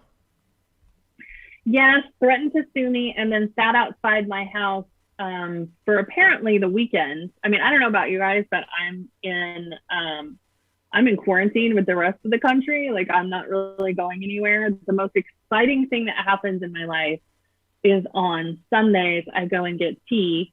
And there's this place that I really like that's 30 minutes away. And it's a nice drive, you get out for an hour or so and you see the sunshine and you get some tea, and I've got to know the lady who owns the place, and they're really sweet. And so that's the highlight of my weekend, right? Even even on Valentine's Day, that's the thing, is because of the pandemic, it's not like we can go anywhere. Right. Okay, let's order a really good pizza this time, so one with the nice boxes. Right? Let's get the DiGiorno with the cheese crust. Let's do something fancy. And now they're sitting outside your house and what? Just watching? I guess I didn't really know about this at the time because, again, laying in bed watching movies with the snuggle muffin, and this is what happens. And so when I drove to get tea, apparently they followed me all the way to Maryland to get tea, because I go to another state to get tea. Why? Of course not. They followed me, and then got in my face the second that I walked out with. I also got an extra tea for my old lady friends because she really loves them, and it was Valentine's Day, and so I wanted to do something nice. And so I'm carrying all these beverages, and my phone's under my arm, and my keys are in my hand, and I'm carrying all this stuff, and these two guys just come up and they're right in my face, and I'm oh my God, when two random men approach you suddenly, in the street, it's very startling. You don't know if you're about to get attacked. You don't know if you're about to get raped. This is not something that you really expect, particularly, on a Sunday afternoon. So that was basically what happened. That's been my life. So my mind goes to this place because I'm thinking about gun fetish Barbie. What if you just shot them both right there? I don't know what the laws are in Maryland for stuff like that. I think, honest to God, because I did talk to my mother about it, and I told her what happened because I knew that if it ended up online anywhere, I would get an upset phone call from my mother. And so a lot of things that happen online is I spend time managing, my parents, because these are things that they're going to find very upsetting. Yeah. I don't care, because I get trolled all the time. So anybody who seriously has nothing better to do than sit around all day and go through all of my photos just to post some random comment on it, I'm I have lists of hobbies that you could try. Call me. Call me. Right? You could learn knitting, crocheting, quilting. There are lots of options available. The pandemic has really taught a lot of people stuff about bread making, and that's been the crazy thing about all of it is just sort of managing that. And so my mother was just like, God, I wish that happened to you here. My stepdad's name is Mike. Like, Mike would have shot him. He knows exactly what those laws are and how to get around them. Like, oh God, please don't tell me that. No, I mean, this is one of those things where you go, that's harassment. I mean, I feel for you having to worry about your parents, what they see and what these people are going to say. Unfortunately for me, my mother's been dead for more than 40 years, and I'm hoping my father's dead. But I don't have that to worry about. Yeah. And I think too, just the idea, like my boyfriend's favorite thing is that they called me mainstream media. And that's just the funniest thing in the world. Yeah, all right. Look at that. There's nothing even remotely mainstream about me. Not even a little bit. Yeah. So, I mean, once you get over sort of the startle and the like fear, oh my God, I was about to be mugged or attacked or raped or whatever, like once that sort of shakes out, then it kind of becomes an issue of, okay, you really have nothing better to do with your time. But here's the thing. You're now somebody. Somebody cares. I'm really not. That's the thing. Like, this does not change anything about me. I am still not that interesting. I still have really no life whatsoever. And you got the attention of that little weasel. I don't know his name, but you got the little weasel's attention and their little cabal of nimwits. And they felt you were important enough or big enough that they sat outside your house for a week and followed you for an hour. I mean, I got to tell you, I'd be thrilled if those idiots would have done that to me. I would have played with them. I'd have had fun with them, but I think it'd be hysterical. I'm just the most boring person in the world. I mean, that's the crazy thing about it. There's nothing even remotely interesting. I would like to think that I'm a little bit quirky and funny and that I make people in the show laugh. But realistically, like, maybe after quarantine is over, I'll get out and about more. But, it's been a year of this, and I consider it an awesome day if I can, like, go sit in the parking lot of one of the monuments and just gaze up at it adoringly and be like, oh, it's pretty, and then go home, right? Like, this is my life. Without some half-wit attacking you at a tea place. I'm surprised you didn't pour the tea on them. Although, for what you probably pay for it, you probably held on to that. Well, if you buy 6, you get one free. You were probably really protecting the tea more than yourself. Well, oh my God. I was so, whenever I got in the car, that was the thing. They do a plastic sort of covering over the top of it, and then you stab your spoon or your straw into it, and it's like the most satisfying thing ever. So there were, you're right, your life is boring. I know, I told you, like, this is all I got. But yes, I was a little bit worried about spilling the tea, and I just kept thinking, oh my God, because the tea, I really like Thai tea.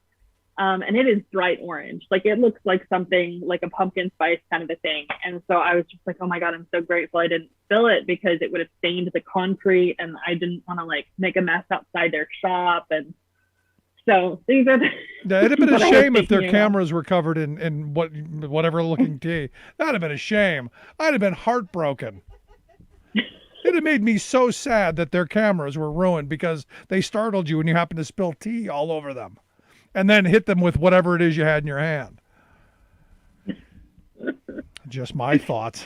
Anyway, since I brought up gun fetish Barbie, evidently she what the hell's with this picture with her with the arsenal behind her? Yeah. That's the thing that, if you have family that has guns, and my stepdad does, and a lot of his are antique weapons that have been passed down from his grandfather and great grandfather, and so they're not really usable. He has them in a gun safe, like a really powerful safe that I think they got from an old bank. And they actually had the thing like drilled into the floor of my parents' closet, so if the house gets hit by a tornado, the safe's still going to be there. The whole thing will be flattened. Got your priorities. It's good they've got the priorities. Keep the guns that don't work safe. But all of the valuable stuff that's just going to twirl out of control, screw that. We got the Well, broken my mom guns. My mom does put all of her valuables in there, which Okay. again are really not that many valuables. Like that's the thing. I think some of her mother's jewelry, and like really important documents are in there. This thing is huge. So I'm looking at this picture, and you're just like, this is not how you store guns. First of all, this is not the safe way that you do these things. And if you talk to genuine gun owners, they really do have a thing about safety and about, being responsible about having your weapons. And I think she made some comment about how they were loaded or something. And then some other person who actually knows something about guns was like, yeah, no, they're not. There's no magazine in this thing or anything. So that was a weird thing. And it's just, that's the strange thing about this woman is it's like she just does weird stuff for the sake of doing weird stuff. No, that's her shtick, man. That's her hook. Yeah. That's what made her who she is. She's the one who attacked Beto in Colorado, and that's what got her moment of fame, which led her to being elected as a congresswoman. She's the gun girl. She's the gun gal. And when she's done, she'll be doing the centerfolds for Gun Nut Weekly. That's coming. But I saw that and I'm going, because I thought myself, I wonder if those guns are loaded, and if the cat runs by and knocks one off and it falls on the ground and shoots her, that would be must see TV. I know, right? Like that would be the thing that's so surprising. It's like, dude, this is really dangerous. And the thing that I love the most is that Katie Porter was like, and I'm worried about my dirty dishes in the sink behind me. It's like, oh my God, that would be my concern too. No, my favorite story of all time. There's a woman who was a rocket scientist. She was literally, you can look this up. She was literally a rocket scientist. She was, I think it was a Walmart, but I think it was a supermarket. Had her 2-year-old in the seat in the cart, and the 2-year-old shot and killed her with the gun that was in her purse. Woman was a rocket scientist, not smart enough to put the gun in the purse on the kid's lap, and not smart enough not to do that.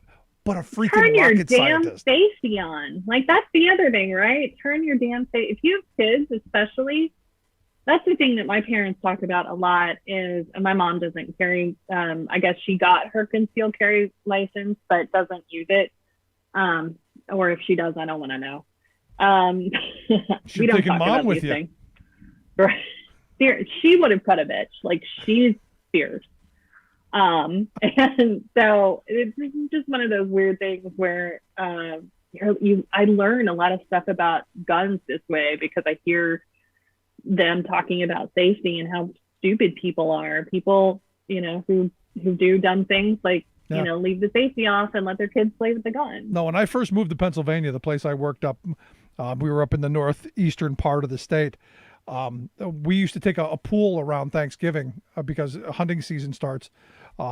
Deer season starts the first Monday after Thanksgiving, and everybody goes off for that day. And we used to take a pool on how many people would get shot over the deer hunting season. The magic number was always 3 for me. I always bet on 3, and usually it was 3. Sometimes it was more, but usually 3. Jeez. Running through the field, tripped, and boom! Oops! Shot themselves in the leg.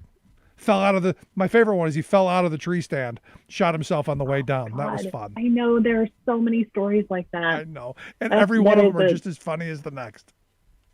Oh my God, the tree stand one for sure. I'm so wrong. I always wondered, when the whole thing was happening with Liz Cheney, I was like, why is she not making jokes like, "Don't make me call my dad to take you hunting"? Like, come on, that would be so funny. Don't give my dad a beer and a gun. That sounds like the start to Brett Kavanaugh's weekend. There you go. Weekend with Brett. There. And on that's where we're going to leave it for today. Sarah, as always, great stuff. I'm glad you're safe. I'm glad the crazy people didn't do too much to startle you. And next time, if they want to follow somebody, send them to my house. I'd be happy to play with them for a while. All right. Thank you. Have a good weekend. You as well, our good friend Sarah Burris. Raw Story. Make sure you check out her work, rawstory.com, the website. Quick break, right back. Stick around. You're listening to The Rick Smith Show. Where working people come to talk.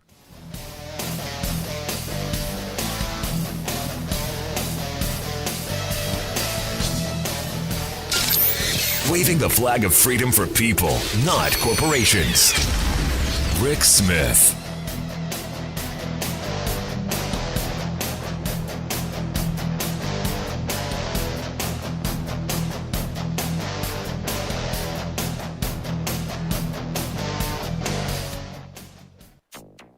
Green News Report special coverage. This is a life-threatening humanitarian crisis, and it is growing by the hour. Families all over this state doing whatever they can to stay warm and sometimes making deadly choices. Deep freeze devastates Texas power grid as death toll climbs. Texas neglected and underinvested in its grid until it finally broke during the storm. Privatization and deregulation left Texas vulnerable. Plus, it seems pretty clear that a reckless reliance on windmills is the cause of this disaster. Is that right, do you think? That is absolutely right. Absolutely wrong. Right-wingers launched Texas disinfo campaign to attack renewable energy. All of those misfires and more straight ahead. From BradBlog.com, I'm Brad Friedman. And I'm Desi Doyen. Stand by for 6 minutes of independent green news, politics, analysis, and snarky comment. There's going to be a lot of people now out there trying to say, well, the fossil fuels have also failed. That's right, because they did fail. Mark Morano, Dead Rush Limbaugh's former producer. You got something against telling the truth? Dumb question, I know. That ain't what the fossil fuel industry pays you for. This is your Green News Report. Okay, Desi Doyen. Boy, when this week started, it looked bad in Texas, and it has turned out to be even worse than I think any of us could have imagined. Yes, the deadly days-long winter weather emergency in Texas and in other states has deepened into a full-blown disaster and humanitarian crisis with national security implications. As we go to air, millions remain without power across the southern and central U.S. The storm and its aftermath have killed at least 30 people, many in Texas. Hundreds have been treated at hospitals for exposure to the cold and for carbon monoxide poisoning as desperate people turn to unsafe measures to keep warm. The Texas power grid buckled because ultra-cold temperatures froze natural gas, coal, and nuclear power plants that are its primary energy sources. The state is suffering water outages because water mains and water treatment plants are literally frozen. Half of the state's 254 counties are experiencing water problems. Dozens of cities, including Houston, have issued boil water notices, but in hard-hit areas, there is no water to boil. Nuclear power reactors were shut down because there is no water to cool the reactors. The state's agriculture commissioner warned of looming food supply problems. Texas military bases have also been severely impacted, harming military readiness. In a press conference on Wednesday, Texas Republican Governor Greg Abbott warned that most of the state will remain below freezing through the weekend. Abbott also ordered Texas natural gas producers to sell fuel to in-state power generators. I have issued an order effective today requiring those producers that have been shipping to locations outside of Texas to instead sell that natural gas to Texas power generators. Texas can't import power from other states like the rest of the country because in the 1990s, Republican lawmakers deregulated and privatized the state's electric grid to avoid federal regulations, cutting it off and isolating it from the rest of the country. That allowed Texas companies to prioritize profits over maintenance upgrades. So there are no requirements by the state to winterize energy resources. No requirements, and because they're cut off from everyone else in the country, they can't get help when they need it. The architect of the state's privatized, deregulated system told reporters that the state's energy market is functioning as it was designed. Even though Texas grid officials have confirmed that the blackouts are primarily due to freezing of gas, coal, and nuclear plants, and that frozen wind turbines were the least significant factor, Republican politicians, Fox News, and right-wing media have sprung into action to deflect responsibility for the cascading consequences of deregulation and privatization, launching a tsunami of misinformation to falsely blame wind energy for the state's grid failure. That's so unlike them. Here's Tucker Carlson. So, unbeknownst to most people, the Green New Deal came to Texas. The power grid in the state became totally reliant on windmills. Then it got cold and the windmills broke.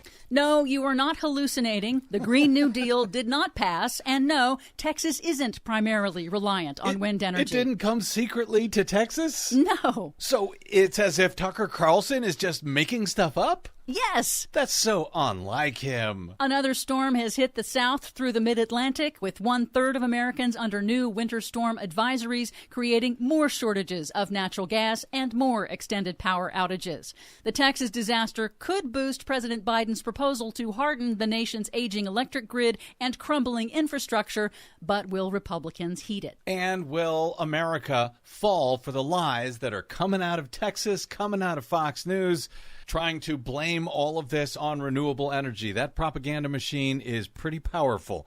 For much more on this story and the ones we couldn't get to today because of it, please check out our website at greennews.bradblog.com, where we are celebrating the 12th anniversary of the Green News Report, and we thank you for stopping by bradblog.com/donate to help us.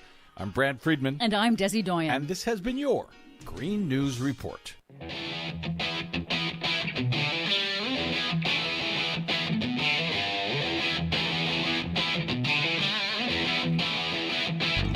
Welcome back to the Rick Smith Show. Now, here is Rick Smith. So, Al Franken had the line, as I said earlier, I think he had the best line of the day about Ted Cruz. He said, I like Ted Cruz more than most of my other colleagues like Ted Cruz, and I hate Ted Cruz. I think that's about sums it up. Nobody likes Ted Cruz. He did himself no favors. But here's the thing. I give him a total pass. I do. I give him a pass. Because he's worthless. He knows he's worthless. He knows he can't help. The best thing he could have done was leave. That, like I said earlier, that lead, follow, or get out of the way. He got out of the way. Anyway, here to share some thoughts on Sir Ted and the Cancun trip. Our good friend, the professor, Brett Pransky. Brett, thanks for taking time for us.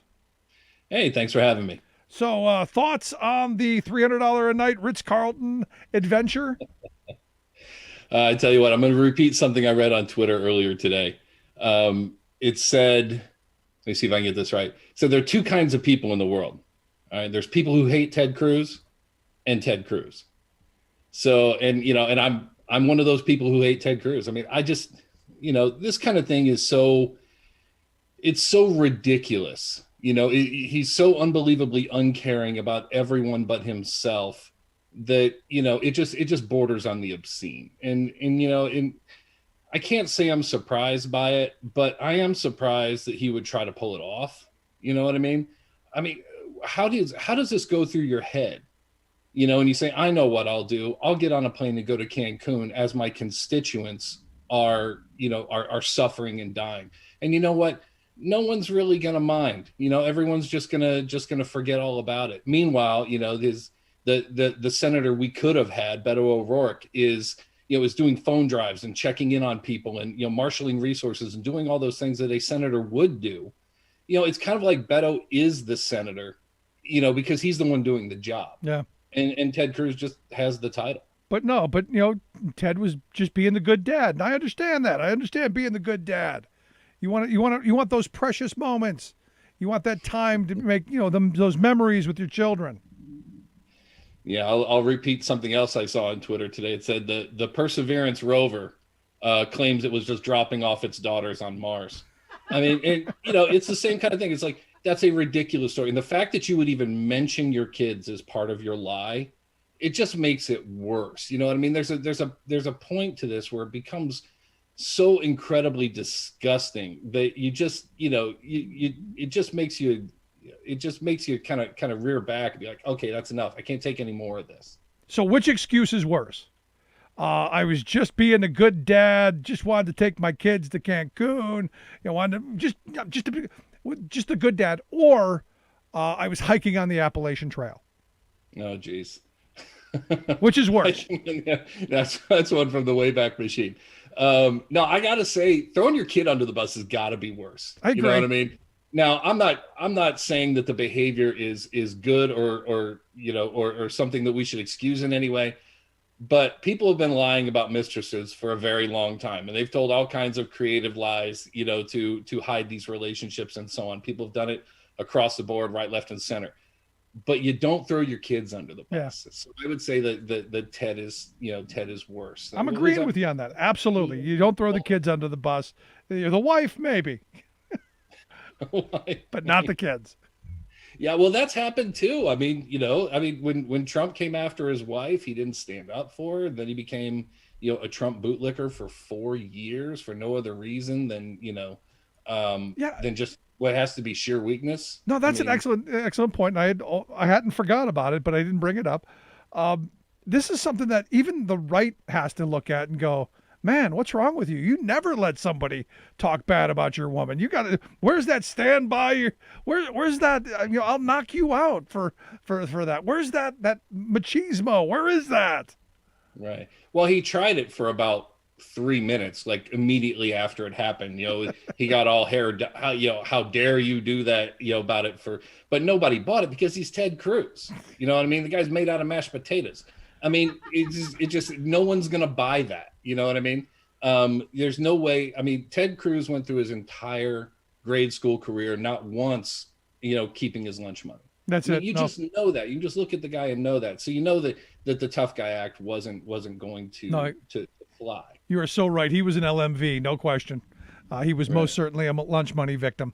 But here's the thing. Here's the get to me. I mean, we look at what's going on in Texas, and while I joke and I do give him a pass for leaving because he wasn't going to do anything constructive anyway, you now have hospitals that are running out of water. They're evacuating some of these hospitals because they don't have power. They don't have what they need. This is a real crisis, and something that could turn much more deadly than the people who right now are being reported. I think it was the last time I saw something like 35 people have died specifically from the cold. We don't know how many more for other causes, but this could turn even worse. Right, and it very likely is going to turn worse because from what I'm hearing, there are no reasonable estimates to restore power for several days yet. This can and almost certainly will get much worse than it is today. And this is kind of where it all falls back on, not just bad governance, but bad business practices too. I mean, we've always known the business ethics is an oxymoron, but usually when you have these types of situations, there's someone in power, in these corporations who has enough caring about human people to kind of resist the urge of the profit-making urge, at least a little bit, when it comes to potentially people dying. And in this case, to see how far they have gone to squeeze every penny out of this system and do things that, I'm sorry, they knew were going to cost lives. This happened before. They had a freeze, I think in, 2010, 2011. And there was a report that came out immediately afterwards with a bunch of, quote unquote recommendations, which no one followed, telling them that if this happens again, here's what could potentially happen and so on. So they knew it the entire time, just chose to do nothing about it, which is what turns it from, bad business to just plain evil. Yeah. But here's the thing, as someone tweeted to me a minute ago, well, 35 people dying, it's only 0.00011% of the population. Don't care about them. And look, it's a business argument. It's a small percentage of the population. Who's going to miss them? Unless you're that 0.00011%. Yeah, who cares? Yeah, I mean, how many people does that give me permission to murder tomorrow? Can I go out and and shoot a couple people and then make the argument in court that well, it's only a small percentage of the population, so it doesn't really matter. Was it done in the name of profit? Well, I mean, okay, so I'll steal their wallets. That's something different. It's got to be Wall Street. It's got to be corporate. You got to have a structure. There's got to be an LLC to it. Yeah, theft is theft, Rick. No. What you're talking about is criminal theft. They're much better than that. That's right. Except for which is different from the theft that happens when people in power do it to people without power, without representation, without the means to fight back. Yeah, I understand that. Now you've got it. Congratulations. They're also saying that the managers of the electrical grid haven't figured out when they're going to be able to restore power to everyone. Yeah, and the one thing, and I hate to bring a tragedy like this in the partisan terms, but if we were to go back in time 4 years from now, there's a very real possibility that there would be a visit from the president of the United States that involves throwing toilet paper and paper towels at people. You know what I mean? If you think about what happened, if you juxtapose this to what, to what happened during the hurricane and the president's response then to the president's response now, keep in mind there was a lot of partisan stuff about who got aid and who didn't get aid based on who they voted for and so on. Meanwhile, Joe Biden comes along, says Texas is hurting, let's send everything we've got. You know what I mean? Doesn't think twice about it. So, and again, we talked just a little bit ago about what Beto O'Rourke is doing, and these massive phone drives. They're literally just calling around to check on people to see that if they're okay. They're making hundreds of thousands of calls. And then the people that they get a hold of who are hurting, who do need help, they connect them and coordinate them, with the resources a senator might have, and they get people help. And they've been doing this for days now. It's heroes work. It's what needs to be done. It's why people elect senators. But I don't have any idea why one guy there without the title is actually doing the job and the guy with the title's in Cancun. Well, it comes down to you care about people or don't you? And I think that speaks volumes for itself. But here's the thing, and this is where, to your point about Joe Biden, on Sunday, he declared the emergency and resources were heading that way. And I talked about that the other day, the fact that this isn't political. Good on Joe Biden for doing the right thing, because if this was Trump, the first thing he would be asking is, did they vote for him? And then maybe paper towels, maybe. But the other day I talked about a story of this former mayor of Colorado City, Texas, who basically said, hey, you know what? You're on your own. Government doesn't own you anything. Figure it out. You either sink or swim. Basically, if you can't do it, this is how we get rid of the weaklings and thin the herd. And I'm like, these are absolutely the people that you don't want in government because, one, they don't believe in it. Two, they actually love people's misery. And three, they're going to make things worse. And yet that's what seems to be where the Republican Party is as a whole. Yeah, and I read through that mind-numbing Facebook post too, and as I'm reading through it, I kept thinking to myself, this is the most anti-capitalist argument I've ever seen. I mean, because basically what it said and what he said was, these people who paid money to a company to provide a service, and they have that contractual agreement, those people have no right to actually expect that service to deliver. I mean, and he's calling this a handout. These people pay their bills. If they, and like anybody else, if I work, for a certain amount of time for an employer, I expect to be paid, an agreed upon amount. If I pay an electric provider to provide electricity, I expect them to pay, to provide electricity or whatever else the case may be. And here is the mayor of some town I've never heard of coming along and saying, you know what, that's socialism. When you pay for a service and then actually expect it, that's socialism. I just can't fathom that argument. I don't know how somebody, gets that lost in their thinking that they can actually arrive at this place and make that argument out loud. And again, I don't mind people being idiots. All right. I mind them being idiots out loud. And that was the dumbest thing that I have ever seen. And it took me about a minute to read it. And ever since then, I've been trying to get that minute of my life back. See, I don't mind people being out loud idiots. I mind when those out loud idiots are elected officials who are in charge of either helping or not helping, and then other people are affected by it. That's my problem. And I've been saying for years, the Republican Party has been the party of government doesn't work. Here, let me show you how it doesn't work. Right. And this has been a problem, for a very long time. Because keep in mind, this storm didn't just hit Texas. It hit a lot of states. There are a lot of people out there who went through the same, kind of cold snap that Texas did, and they're up and running. There's 3 grids in the United States. There's the Eastern grid, the Western grid, and Texas. And only one failed, and it was the one that takes no precautions whatsoever. And will do anything to keep federal regulations out of their state, when meanwhile, some federal regulations would have kept the lights on, and your people wouldn't be dying right now. No, and a perfect example of this I talked about a little bit earlier. Back in 2013, we did our labor history tour, and we ended up going right through the town of West Texas. You may remember West Texas was the place that had the ammonium nitrate explosion.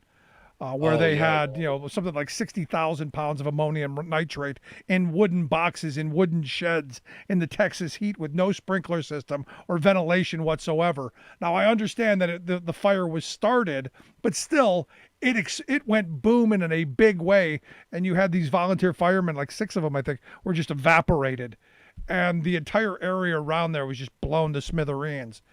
And they had no regulations over what was in there. And I remember at the time, I think it was Greg Abbott, who was the Attorney General, I think at the time, who said that we don't need any regulations. If you want to know what they've got in those places, just go knock on the door and ask them. And I'm going, oh yeah, I'm sure they would voluntarily tell us, yeah, we got all this stuff in these wooden boxes. I'm sure of it. Yeah, I mean, it's so frustrating to see this kind of thing happen. It reminds me of I saw a documentary a few years ago called The Corporation. We all remember, I think it was Mitt Romney who said that the corporations are people, and technically they are people in the eyes of the law. And so what this documentary did is it examined a corporation the same way they would examine a human psychologically. And what they came up with is the corporation is a sociopath. Right. And that's exactly right, because a corporation it's just a tool. It's like a garden hose or a hammer or anything else. It's a profit-making tool. In and of itself, it has no morality, and so, you need to insert something into the system that forces it to behave in ethical ways, because it is not going to do it on its own, because it doesn't have morality. You know what I mean? So a corporation will kill as many people it'll kill an immeasurable number of people if it means profits, because the corporation itself has no morality. And what we've done is we've shielded the people who run these corporations to the extent that, 6 firemen died in that explosion. No one went to jail. For a completely foreseeable thing, an explosion that should not have happened, no one was put in jail, because you can't jail a corporation. And you can't jail the people in a corporation because, hey, I was just doing my job. It's just good business. No, you're absolutely right. And they live forever, and you can't execute them. Right. Not people in my view. But as always, Brett, I appreciate the time. I'm sure this is something we're going to batter around about in the coming weeks as the calls for his resignation, I hope, grow. He's not going to have the courage to do that, but I think the calls will grow. But I appreciate the time, man. All right. Thanks for having me. Good stuff. The professor, our good friend Brett Pransky. Let's take a quick break. Right back after this. Stick around. You're listening to The Rick Smith Show.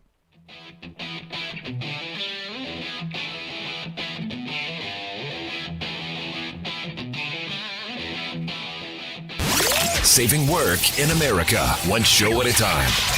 The Rick Smith Show.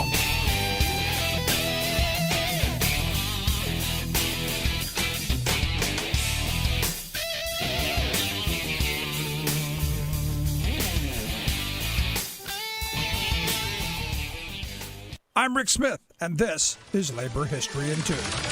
This day in labor history, the year was 1834. That was the day that one of the earliest labor newspapers in the country published its first edition in New York City. The Man was a paper aimed at trade unionists. It sold for only a penny. The masthead of the paper was unique. Images of a plowshare, sickle, rake, an axe, a hatchet, a saw, a hammer, an auger, a square, and other tools were combined to spell out the letters THEMAN. The newspaper was short-lived, however. It folded in 1835. But The Man was just one example of a growing number of working-class newspapers. The concerns and opinions of working people were often neglected by the mainstream press. In 1828, the Mechanics' Free Press was founded in Philadelphia. The paper declared that the working class are the blood, bone, and sinew of the nation. Its circulation grew to 2,000, but it closed 3 years after it began publishing. 50 labor papers started in the 1820s and early 1830s. Most were printed in industrialized northeastern cities. Perhaps the most well-known paper of the time was the Working Class Advocate from New York City. The paper published working people's news for 2 decades. The years between 1880 and 1940 are considered the golden age of working class journalism in the United States. Thousands of union and radical papers operated during this era. Many of these papers were published in the workers' native languages as immigrants were a growing part of the American workforce. Many unions published their own newspapers or journals. These papers were a vital part of organizing the labor movement, especially in an era before television and the internet. Today, the labor press continues to be a powerful voice for working people.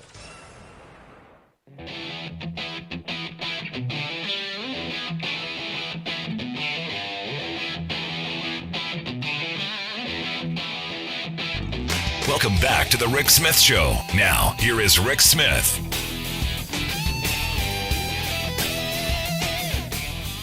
So, I come back to, if we can't do the basics, keep the freaking lights on, what can we do? And this should be the marching order for rebuilding our infrastructure. It's that simple.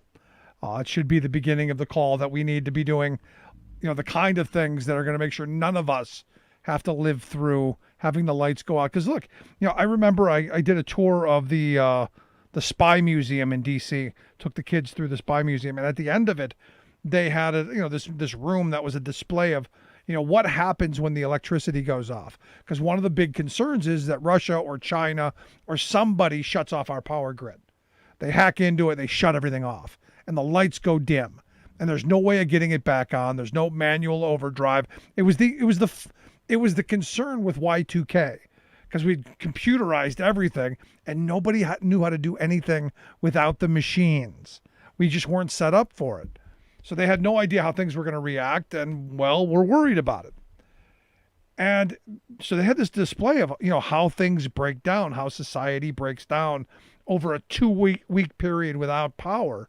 And they basically said that, everything that we take for granted, all of the, the peace and social norms and, all of that stuff, within 2 weeks of no power, we're basically, scavenging the earth looking for food. Because, the deliveries stop, stores aren't open, people are especially using digital currencies and credit cards, all that stuff ends. And, it's one of those things where you just go, this is why we should be really upgrading our power grids, maybe even thinking about doing some decentralization to where they're connected, but they aren't, so that, in times of need, we can adjust. But if someone hacks into it, you might be able to limit the amount. Lots of stuff we should be doing. We're not, especially in light of all the hacks that have gone on. Why we need massive investments. Massive. And finally, evidently they're still planning the March 4th march on the Capitol. There are some. I got an email the other day from someone who said that he's going to the Capitol. He's going to be there for Donald Trump's inauguration. Still buying it. That out of the ashes, Trump's going to rise up and become 47. Would he be 47 or 46? Because he was 45. Biden is 46. If he then comes in March, would he then be 47? That's an interesting question. I should get an expert's view on this, but it's not going to happen anyway, because there's no inauguration on March 4th. Not going to happen. But there are still people who are concerned that on that date you're going to have a bunch of crazy people who are going to attack the Capitol. And this is the reason that we still have National Guard troops in the Capitol. This is the reason we still have heightened alert. And sadly, and this is what I fear, and what's just crazy to me, that we're going to barricade off our Capitol, that we're going to make it much more inaccessible, and that, when people visit, it's going to be one of these things where it's forever to get into. And we've just screwed things up so badly. I mean, when I was a kid, you could walk into any of these buildings. Now it's the whole third degree. Sad and scary times. Anyway, if you missed any of today's program, thericksmithshow.com. That's where you go to get the podcast. The Rick Smith Show app on the smartphone. Take the program on the go wherever you go. And as always, you can email me, rick@thericksmithshow.com. Thanks so much for tuning in. We'll We'll see you back here next time.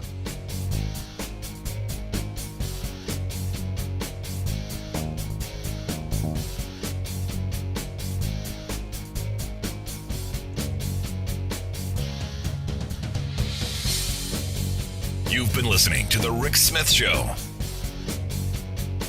Email Rick at rick@thericksmithshow.com.